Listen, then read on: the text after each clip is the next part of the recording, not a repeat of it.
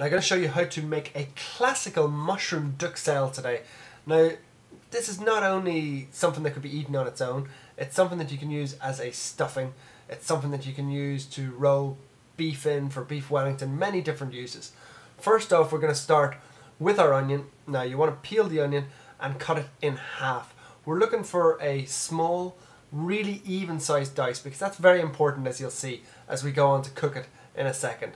So now, using your sharp chopping knife, run it down, make tiny little incisions, and it really is very important that all of it is exactly the same size. That's why, using our chef's knife, we're going to run our knife through it just to get that really super small dice on the onion. We're going to replicate that with the mushrooms and get exactly the same thing. Now, duxelle, I think of it very traditionally. You could just have it on a little bit of crusty bread.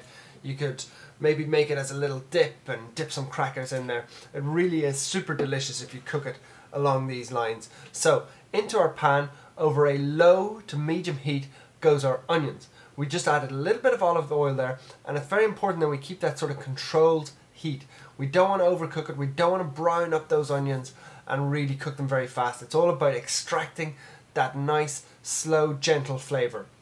Now, with the mushrooms, I started off, made a couple of small slices, and all that's doing is it's sort of helping the process along. This part of it's going to take quite a long time with your knife. You just run the knife through it consistently for about 5 or 6 minutes until your mushrooms become really, really small. You want to keep a tiny little bit of texture in there, but it really wants to end up as small as the onion dice.